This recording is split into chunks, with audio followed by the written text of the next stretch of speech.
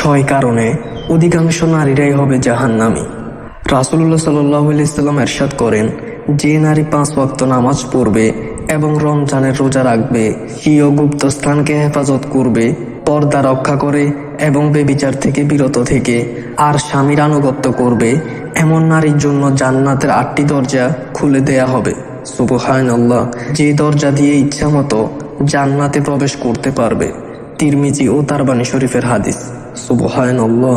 উপরোক্ত হাদিস দ্বারা বোঝা যায় মেয়েদের জন্য বেহেশতে গমন খুবই সহজ। তবে অন্য এক হাদিসে বর্ণিত হয়েছে, আবু সাঈদ খুদরি রাদিয়াল্লাহু তাআলা আনহু বলেন, একবার ঈদ উল ফিতরের দিন রাসূলুল্লাহ সাল্লাল্লাহু আলাইহি সাল্লাম ঈদগাহে গিয়ে উপস্থিত মহিলাদেরকে লক্ষ্য করে বললেন, হে নারী সম্প্রদায়, দান খয়রাত করো, কেননা আমাকে অবগত করানো হয়েছে দোজখের অধিকাংশ অধিবাসী তোমাদের নারী সম্প্রদায়ই হবে। নাউজুবিল্লাহ। দীর্ঘ হাদিসের অংশ বিশেষ, বুখারী ও মুসলিম শরীফের হাদিস। উক্ত হাদিস দ্বারা বোঝা যায় যে জাহান্নামের অধিকাংশ অধিবাসী হবে নারী জাতি থেকেই। অথচ প্রথমোক্ত হাদিস দ্বারা প্রমাণিত হয় মেয়েদের জন্য জান্নাতে গমন খুবই সহজ। কিন্তু তবুও কেন নারীদের সংখ্যাগরিষ্ঠ অংশ জাহান্নামে যাবে? এই প্রশ্নের উত্তরে রাসূলুল্লাহ সাল্লাল্লাহু আলাইহি সাল্লাম বিভিন্ন হাদিসে নারী জাতির এই বিপর্যয়ের কারণ নির্ণয় এবং তার প্রতিকার বর্ণনা করেছেন। কয়েকটি কারণ নিম্নে উল্লেখ করা হলো।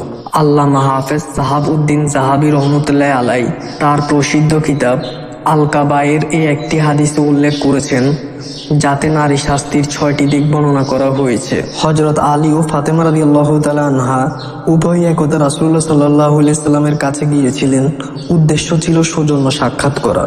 সেখানে গিয়ে রাসূলুল্লাহ সাল্লাল্লাহু আলাইহি সাল্লামকে ক্রন্দনরত অবস্থায় দেখতে পেলেন। ক্রন্দন তাদের উপর বিস্তার লাভ করল। অতঃপর হযরত আলী রাসূলুল্লাহ সাল্লাল্লাহু আলাইহি সাল্লামের কাছে ক্রন্দনের কারণ জানতে চাইলে রাসূলুল্লাহ সাল্লাল্লাহু আলাইহি সাল্লাম বললেন, মিরাজের রাতে আমি উম্মতের নারীদেরকে জাহান্নামে বিভিন্ন ধরনের ভয়ঙ্কর ও কঠিন আযাবে লিপ্ত দেখেছি, যা স্মরণ করে আমি কাঁদছি। আল্লাহু আকবার। নারী শাস্তির 6টি দিক অবহিত হওয়ার পর নবী কন্যা ফাতেমা রাদিয়াল্লাহু তাআলা আনহা এই শাস্তির কারণ জানতে চেয়ে আরজ করলেন, আব্বাজান, মহিলাদের এই ভয়াবহ শাস্তি ভোগের কারণ কি? উত্তরে মহানবী সাল্লাল্লাহু আলাইহি সাল্লাম ইরশাদ করেন, নারী শাস্তির প্রথম কারণ, যে মহিলা স্বীয় মাথার চুল দিয়ে ঝুলন্ত অবস্থায় সাজা ভোগ করতে দেখেছিলাম, তার এই শাস্তির কারণ হলো সে চলার পথে পরপুরুষ থেকে নিজের চুলকে ঢেকে রাখত না। নগ্ন মাথায় পরপুরুষকে দেখানোর জন্য চুল ঝুলিয়ে ঘুরে বেড়াতো। আল্লাহ তাআলা পবিত্র কোরআনে মহিলাদেরকে মাথা, ঘাড় ও বুক মোটা কাপড় দিয়ে ঢেকে রাখতে নির্দেশ দিয়েছেন। অথচ বর্তমান সমাজের দিকে তাকালে দেখা যায় মহিলারা মাথার চুলকে কত বাহারি প্রসাধনী রূপসজ্জায় সাজিয়ে নানা ঢঙের রাস্তায় বেপরদা অবস্থায় চলাফেরা করছে।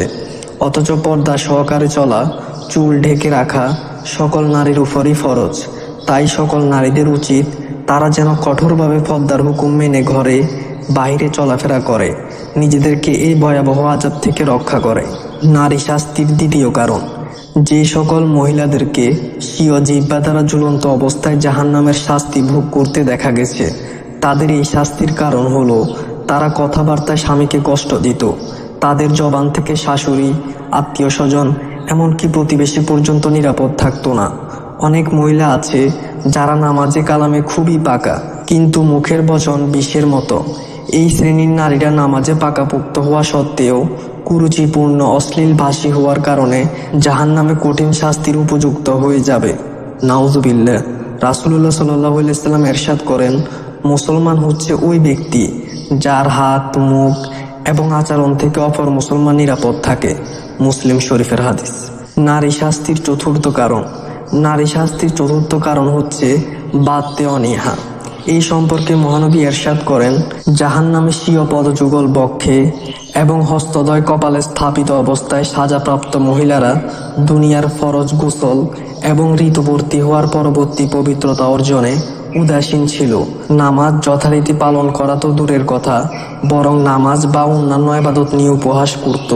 গোসল ফরজ হওয়ার সাথে সাথে তা করে নেওয়া উত্তম। অহেতুক অলসতা বশত দেরি করার দ্বারা কঠিন রোগে আক্রান্ত হওয়ার সম্ভাবনা থাকে এবং এটা হারাম। তদ্রূপভাবে ঋতুবর্তী মহিলার ঋতুস্রাব বন্ধ হওয়ার সাথে সাথে গোসল করে নেওয়া উচিত। অথচ আজকাল মহিলাদের মধ্যে এটা নিয়ে খুবই উদাসীন ভাব লক্ষ্য করা যায়। অনেক আগেই ঋতুস্রাব বন্ধ হওয়া সত্ত্বেও গোসল না করে বসে থাকে। এরই মধ্যে নামাজের ওয়াক্ত চলে যায়। নামাজ নিয়ে বিদ্রূপ করা এটা নারী শাস্তির অন্যতম কারণ। আজকের সমাজে দেখা যায় নামাজ মোটেই গুরুত্ব দিয়ে পড়ে না। নামাজের ওয়াক্ত চলে যায়, তাদের কোনো খবর থাকে না। কোনো জায়গায় বেড়াতে গেলে তো কথাই নেই। প্রসাধনী নষ্ট হওয়ার ভয়ে নামাজের কাছেই যায় না। অথচ কিয়ামতের দিন সর্বপ্রথম নামাজেরই হিসাব হবে। তিরমিজি শরীফের হাদিস। রাসূল কারীম সাল্লাল্লাহু আলাইহি সাল্লাম বলেন, নামাজ হচ্ছে মুসলিম ও অমুসলিমদের মধ্যে পার্থক্যকারী। বুখারী শরীফের হাদিস। তাই সাবধান হে নারীগণ, নামাজকে গুরুত্ব সহকারে আদায় করো। নারী শাস্তির পঞ্চম কারণ। পরনিন্দা ও মিথ্যা হচ্ছে নারী শাস্তির পঞ্চম কারণ। মুখাকৃতি শূকর এবং শরীরের বাকি অংশ গাধার ন্যায় রূপান্তরিত আর অসংখ্য সাপ বিচ্ছু বেষ্টিত অবস্থায় শাস্তি ভোগকারিণী মহিলার কারণ বর্ণনা করতে গিয়ে রাসূলুল্লাহ সাল্লাল্লাহু আলাইহি সাল্লাম বলেন, এই মহিলা পরনিন্দা ও মিথ্যা বলতে অভ্যস্ত ছিল। পরনিন্দা ও মিথ্যা বলা মহাপাপ। পবিত্র কোরআনে পরনিন্দাকে মৃত ভাইয়ের গোশত খাওয়ার সাথে তুলনা করা হয়েছে। অতএব সকলকে মিথ্যা, পরনিন্দা ও চগলখড়ি থেকে বাঁচা থাকা আবশ্যকীয়। নারী শাস্তির ষষ্ঠ কারণ। হিংসা ও খোঁটা দেওয়া। রাসূলুল্লাহ সাল্লাল্লাহু আলাইহি সাল্লাম জাহান্নামের যে মহিলাকে মুখচ্ছবি কুকুর আকৃতির ও তার মুখে আগুন ঢুকে মলদ্বার দিয়ে বের হতে দেখেছেন, সে ছিল হিংসুক ও খোঁটা প্রদানকারী। আল্লাহ তাআলা এইসব পাপ থেকে আমাদের মা বোনদেরকে হেফাজত করুক।